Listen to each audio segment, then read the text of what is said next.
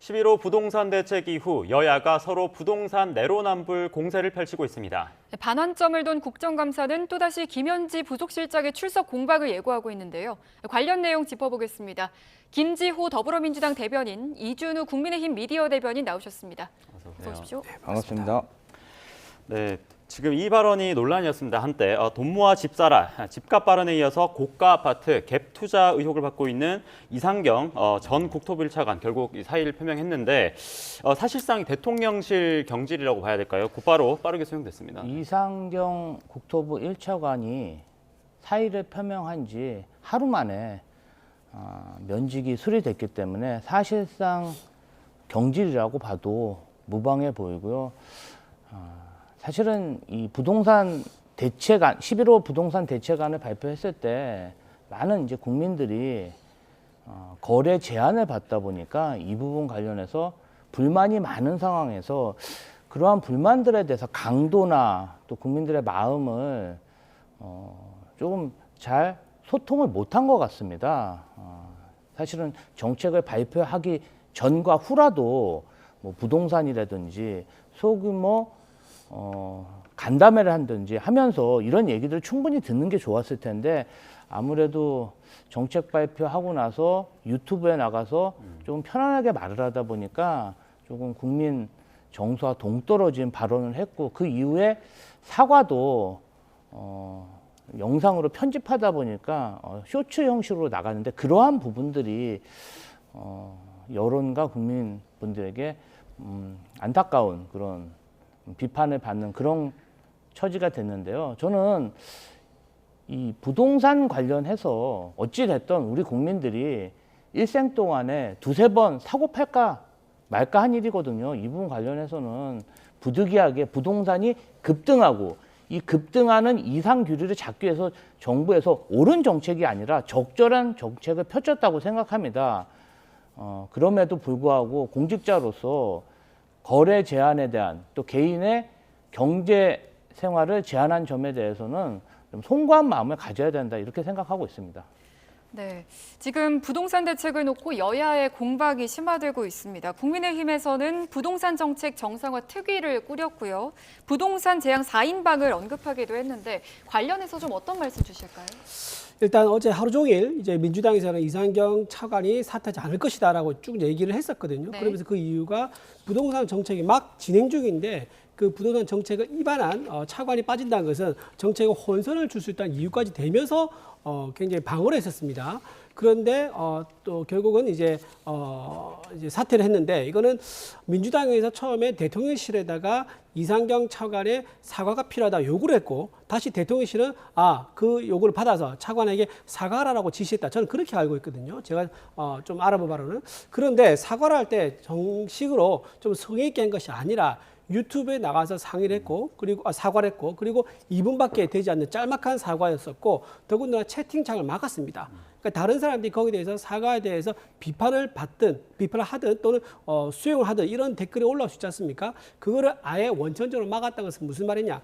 압도적으로 비판이 많을 거라 예상했기 때문이라는 거죠. 그러면서 또 기자와의 질의응답도 받지를 않았습니다. 자, 이런 부분이 있었기 때문에 그날 어제 하루 사이에 기류가 급격하게 바뀌었고 이재명 대통령의 결단에 의해서 결국은 경질됐다. 이렇게 봐야 될 것 같은데 다만 저는 또 하나 좀 의심스러운 것은 과연 이걸 이재명 대통령의 결단을 순수하게 이었을까? 아니면은 강선우 전 여가부 장관 후보자에게 사퇴를 직접 알렸었던 김현지 부속실장도 개입돼가지고 혹시 상황이나 다름없는 김현지 부속실장의 어떤 영향력도 미친 게 아니겠는가 이런 부분도 좀 의심스러운 부분이 있다라고 좀 말씀드립니다. 네, 김현지 실장에게는 조금 뒤에 또 질문이 있기 때문에 다음 질문 바로 드리겠습니다. 민주당에서 또 국민의힘 장동혁 대표와 또 송원석 원내대표 부동산 보유 현황을 비판하면서 내로남불이다 이렇게 지적했는데 어떤 점을 문제 삼았다고 볼까요?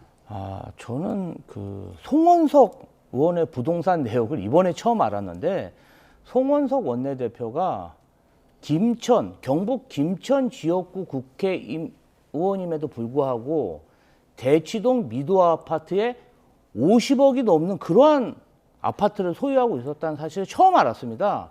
송원석 원내대표의 재산 현황 자체가 전체 토지와 상가 다 합쳐도 50억 안팎인데 대부분의 자산을 김천이 아닌 대치동 미도 아파트에 소유하고 있다. 이 부분 관련해서 국민의힘이 뭐 할 말이 있습니까? 장동혁 대표는 본인이 가지고 있는 재산을 우리 원내대표인 김병기 원내대표 아파트랑 바꿀 게 아니라 송원석 의원의 아파트랑 바꾸는 게 더 합리적이지 않겠습니까? 같은 당이고, 그리고 가격도 더 높고, 그리고 장동혁 대표도 구로구에 자가로 살고 있는데 왜 여의도에 오피스텔이 또 필요한지, 국회의원회관에도 또 사무실이 있어요. 정부에서 제공하는. 그리고 국회 본청에도 또 사무실이 있어요. 그리고 여의도 국민의힘 당사에도 사무실이 있는데, 그러면 사무실과 주거지가 도대체 몇 개인지, 여의도에 오피스텔은 왜 필요한 건지 본인도 이 부분은 좀 소명해야 된다. 저희가 봤을 땐 투자 목적이 아닐까 이렇게 의심됩니다. 이렇게 결과적으로 여야 모두 내로남불 이런 취지로 주장을 하고 있는데 혹시 대변인님 어떻게 보십니까? 장동혁 대표 좀 말씀을 드리면요. 총 4채의 이제 부동산이 있다고 말씀드릴 수 있는데 전체 가격에 대해서 민주당에서 얘기를 안 해요. 왜 안 하겠죠? 너무 가격이 싸니까. 지금 장동혁 대표가 가지고 있는 부동산 4채는요. 전체 가격이 6억 6천만 원입니다. 지금 이상경 이제 차관이 가지고 있는 얼마죠? 판교 푸르지오 아파트만 해도 40억이고요. 또 배우자가 개입 투자했던 그 아파트만 해도 30억입니다. 여기서 전세를 빼고 이제 전체 자산을 더하면 자산 가치만 해도 56억입니다.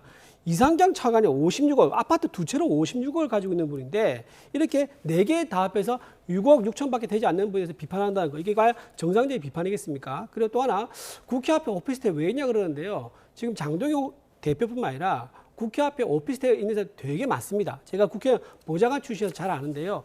사무실로 또는 이제 긴밀하게 밖에서 만날 사람들, 그러니까 의원회관에 들어오게 되면요. 반드시 들어왔을 때 자기 신분을 기록을 남기게 됩니다. 이제 그런 것들을 좀 꺼려하는 사람도 있거든요. 그렇기 때문에 밖에서 만난 사람도 있고요. 또 이제 회관에 있다 보면은 좀 쉬고 싶을 때 뭐 회관에 있으면 뭐 소파가 있고 손님 들어오니까 제대로 못 쉰단 말이에요. 그래서 회관 가까이에 있는 오피스텔 구해가지고 잠깐 짬을 내서 쉬기도 하는 이런 용도로 많이 의원들을 쓰고 있어요. 근데 그거 가지고 특별히 꼬집어서 얘기한 것은 좀 부적절하다 좀 말씀을 드리고요. 또 재산 중에 이런 게 있습니다. 진주에 있는 아파트도 있고 경기도에 있는 아파트도 있는데 이거는요 상속분인데 진주 아파트는요 전체 재산의 5분의 1 그리고 경기도 아파트는 10분의 1입니다. 근데 진주에 있으니까 얼마나 아파트 싸겠습니까? 근데 그것도 5분의 1밖에 되지 않는 거고요. 경기도에 것이 10분의 1이니까 사실상 그렇게 재산적인 의미가 있다라고 볼 수 없는 거죠. 근데 이거를 민주당에서는 전부 다 가지수 총 4차다라고 이제 싸잡아서 얘기를 하니까 뭔가 크게 많아 보이는데 결정적으로 중요한 그래서 부동산 가치가 얼마인가를 얘기하지 않는 걸 보면 민주당도 이거를 공격하면서 조금 민망해서 그런 게 아니었을까 싶은 생각이 듭니다. 네, 뭐 앞서 말씀해 주신 대로 오늘 오전 장동혁 대표가 부동산 부자 비판 관련해서 해명을 내놨는데 주택 6채 모두 합해도 8억대고 또 실거주용이지 투기는 아니다라는 얘기를 했고요. 또 덧붙여서 자신 소유의 아파트가 문제라면 이재명 대통령이나 김병기 민주당 원내대표의 아파트와 바꾸자라고 공세를 펼쳤는데 김지호 대변인님께서는 이 얘기 어떻게 들으셨습니까? 아니 뭐 민주당하고 국민의힘이 다른 당인데 왜 민주당하고 바꾸자고 합니까? 송원석 의원이 보유하고 있는 대치동 미도 아파트가 김병기 의원이 가지고 있는 아파트 값보다 가치가 높아요. 그걸로 바꾸시면 되죠. 두 분이 당대표, 원내대표 얼마나 긴밀한 사이입니까? 부동산 거래를 하고 싶으시면 당내에서 그리고 말이야 바른 말이지 국민의힘에 얼마나 많은 자산가가 있고 강남에 얼마나 많은 주택을 보유하고 있습니까? 거기 계신 분들 자당 안에서 거래하시면 될 것 같습니다. 네, 이제 이 다른 이슈로 좀 넘어가 보겠습니다. 집값과 관련해서 여야가 각각 이렇게 전 정부, 현 정부 이렇게 탓을 하는 와중에 민심을 잡기 위한 카드도 나왔습니다.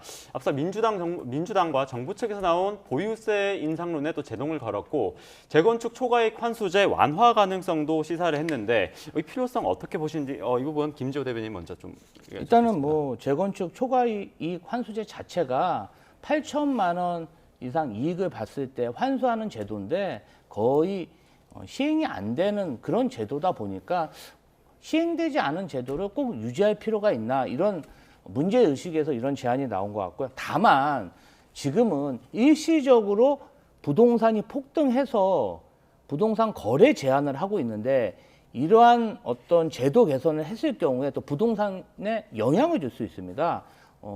지금은 사실은 부동산 거래 가격을 잡아야 되기 때문에 이런 제도를 시행하기 전이라도 아주 면밀하게 부동산 시장 시세 변화에 영향을 줄 수 있는지 없는지 좀 신중하게 따져봐야 되지 않을까 그런 생각이 듭니다. 네, 국민의힘에서는 당장 신속 처리해야 된다. 또 폐지안도 제안하기도 했고 했는데 처리 가능성 어떻게 보시나요? 저희는 이거를 완화가 아니라 폐지를 해야 된다고 생각합니다. 지금 민주당 부동산 정책의 특징이 뭐냐면은 공급에 대해서는 굉장히 인색합니다. 각종 이제 수요를 이제 차단하거나 또는 대출 차단 또는 이제 보유세 등 세금으로 억제하게 해가지고 집 거래를 안 일으키게 만드는데요. 이 부동산 문제를 해결하기 위해서는 근본적인 시장의 원리에 따라서 수요와 공급의 자연적인 흐름을 다시 만들어주는 거예요. 근데 공급을 얘기 안 한단 말이에요. 지난번에 9.7 대책 만들었을 때 부동산 뭐 135만 호 공급 얘기를 했었는데 그것도 사실 안에 자세히 들여다보면은 정상적인 공급이 아니에요. 그러니까 지금 있는 거에서 늘려서 135만 호로 공급하는 게 아니라 재건축이나 재개발 통해서 135만 호를 공급하겠다. 그러니까 처음 있는 그 집에서 조금 더 늘어난 거죠. 그래서 나온 얘기가 정상적인 공급이 아니라 이건 택가리다라는 얘기가 나왔던 겁니다. 그런데 이것도 지금 아파트 이제 시행업자들이 잘 안 하려고 그래요. 왜냐하면 방금 말씀드린 재건축 초과 이익 환수제 때문에 수익이 남지가 않는데 어떻게 아파트 업체가 그걸 만들겠습니까? 따라서 저는 시장의 수요에 맞게 아파트를 지을 수 있는 어떤 계기, 모멘텀, 동력을 만들기 위해서는 아예 환수제로 완화하는 것이 아니라 시장의 흐름에 맞게 환수제를 폐지해서 자연스럽게 아파트 입장에서는 시공사 입장에서는 이 아파트를 지으면은 이게 팔리고 그리고 수익이 남는다라고 하면요 여기저기서 적극적으로 아파트를 짓기 위해서 달려들 겁니다. 그러면 자연스럽게 공급이 오르고 부동산 가격이 안정이 되겠죠. 그런 원리를 이용해야 된다고 생각하고요. 또 하나 지금 이제 민주당에서는 보유세 인상로 해서 반대 의견을 냈는데 저는 민주당에서 내년 수도권 지방선은 굉장히 의식한 선택이다라고 생각합니다. 물론 이제 이재명 대통령이 대선 후보 시절부터 세금으로는 부동산 정책을 잡지 않겠다라고 얘기했었지만 지금 말을 바꿨지 않습니까? 대통령의 판단인데 그걸 여당에서 브레이크를 걸었다? 그건 지금 당정 갈등이 지금 되고 있다. 뭔가 소통이 원활하지 않다고 생각하고요. 그 원인은 내년 지방선거에서 수도권에서의 수도권에서 승리를 간절히 바라고 있는 정청래 당 대표 입장에서 수도권 표를 의식한 그런 선택이 아니겠는가라고 생각합니다. 지금 국민의힘 대변인께서 팩트가 틀린 말씀을 하셔서 제가 말씀드리면 이재명 대통령은 보유세를 늘리겠다, 세율을 높이겠다 이런 발언을 한 적이 없고 최근 국무회의에서도 보유세를 이용해서 부동산 정책 수요를 잡지 않겠다 이렇게 공언하셨기 때문에 그 내용을 좀 잘 파악하지 못하시고 말씀하시는 것 같습니다. 그거는 이제 이미 이제 김용범 정책실장도 보유세에 대해서는 이제 좀 제도를 도입하겠다 그런 취지로 말씀하셨었고요. 이재명 대통령이 한 말은 아니잖아요. 국토부 이제 차관도 하시고 기재부 장관도 그런 말씀하셨기 때문에 그런 분들은 이재명 대통령 뜻과 다르게 이루한다면 이재명 정부의 국무회의라고 할 수 있습니까? 이 내용은 조금 뒤에 한 번 더 정리를 하는 걸로 하겠습니다. 네. 이상경 전 차관부터 당내 의원 발언 논란까지 부동산 관련 발언의 신중기류가 좀 흐르고 있는 것 같습니다. 언급 자제령이 좀 내려진 분위기예요? 그렇죠. 뭐 지금 집을 사고 파는 행위 자체가 사실은 굉장히 큰 일이고, 근데 이 부분 관련해서 국민들께 불가피하게 불편을 끼쳐드린 부분이잖아요. 그래서 저희가 참 송구한 마음을 많이 가지고 있습니다. 그런데 이러한 이슈를 얘기했을 때 이 정책이 옳아서 추진하는 게 아니라 불가피해서 필요해서 추진하는 거 아니겠습니까? 그런 것들을 국민들이 다 알고 계십니다. 부동산 또 주택이라는 게 두세 달 만에 공급할 수 있는 건 아니잖아요. 그러면 지난 3, 4년간 오세훈 서울시장, 윤석열 전 대통령, 한덕수 국무총리 이런 분들이 국정을 제대로 돌보지 않고 부동산 공급 대책을 수립하지 않아서 지금의 결과가 나왔다는 거 국민들도 다 알고 계십니다. 다만 저희가 불가피한 정책을 추진했을 때 이것을 마치 옳은 정책이냐, 뭔가 좀 강하게 국민들에게 따라야 된다 이렇게 얘기해서는 안 되죠. 저희가 송구한 마음을 가지고 이 부분은 좀 설명을 드리고 양해를 구하는 게 맞다. 저는 그렇게 생각합니다. 네, 네, 주제를 좀 바꿔서 보겠습니다. 네, 국정감사 이제 얘기를 해보길 텐데요. 어제 법사위 국감에서는 조원철 법제처장의 발언이 또 화두가 됐습니다. 관련 상황 한번 보고 오시겠습니다. 이재명 대통령이 그 범죄를 저질렀다는 건 전혀 이런 동의하지 경우는 않습니다. 유례가 없다는 것은 그만큼 우리나라 검찰권 범죄가 아니에요? 그렇습니다. 다 무죄입니다. 이 개헌안이 지금 이 정부에서는 굉장히 화두가 될 것이고 특히 대통령의 연임 조항 이것은 분명히 제일 중심적인 국민들의 관심을 받을 사항일 겁니다. 법제처에서 나서서 그 부분에 대해서 입장을 밝히는 게 적절한 건지는 모르겠습니다. 다만 의원님께서 말씀하신 그 점에 대해서는 결국 국민들이 결단을 해야 될 문제 아닌가 싶습니다.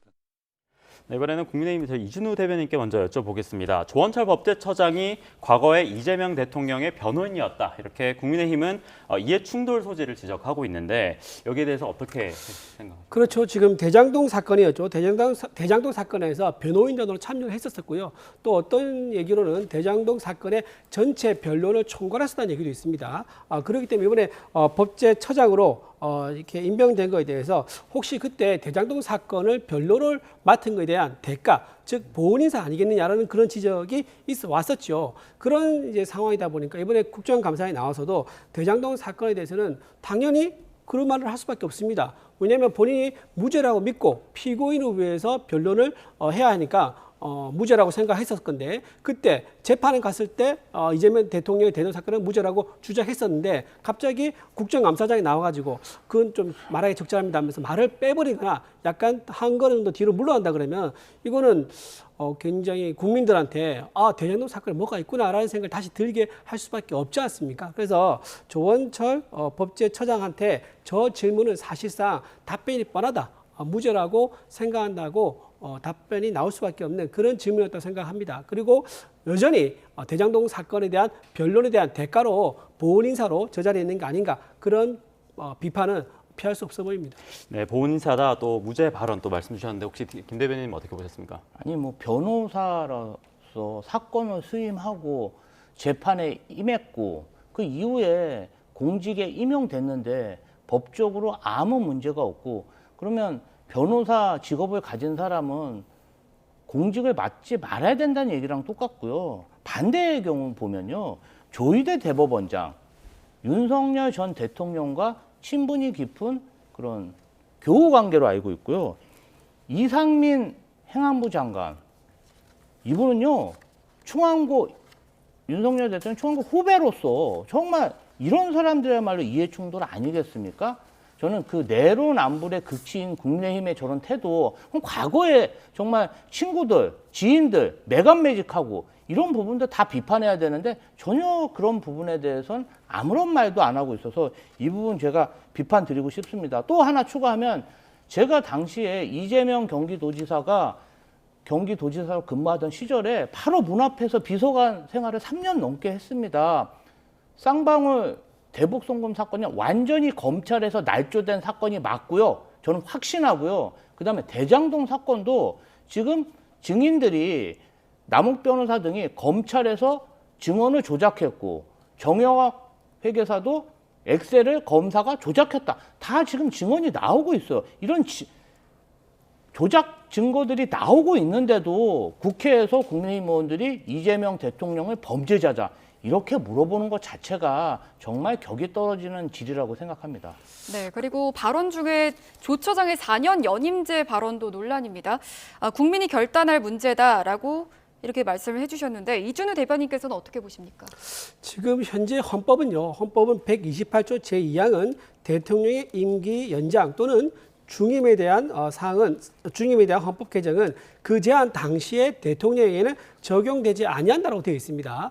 그것을 조원철 처장이 모르겠습니까? 분명히 알 겁니다. 그럼에도 불구하고 명확하게 현행의 헌법상 그건 불가합니다라고 답변하지 않고 국민의 뜻에 달렸다라고 말하는 의미가 무엇이겠습니까? 이거는 곧 개헌을 현재 조용히 준비 중이다 이렇게 봐야 되죠. 그리고 개헌을 통해서 부칙 조항을 만들어 가지고 이번 이제 연임하게 되면 그 적용을 이재명 대통령 본인부터 하겠다라는 것까지 계획을 하고 있다는 것을 은연중에 드러낸 답변이기 때문에 저 답변은 굉장히 앞으로 논란이 될 거다라는 생각이 들고, 그러면 왜 과연 연임을 하려고 하겠는가? 이재명 대통령은 본인이 현재 피고인 신분 아니겠습니까? 5년만 하고 내려오게 되면은 재판이 재개됐을 경우 유죄 나올 가능성이 굉장히 높습니다. 따라서 적어도 10년 정도 하면은 그동안 법을 많이 바꿔가지고 자기 죄를 아예 면소시킨다든가 그런 식으로, 또는 사심죄를 만들어가지고 재판 재개해서 무죄 확정을 받는다든가 이런 식으로 하기에는 적어도 10년이라는 시간은 필요하기 때문에 이런 식으로 개헌 가능성에 대해서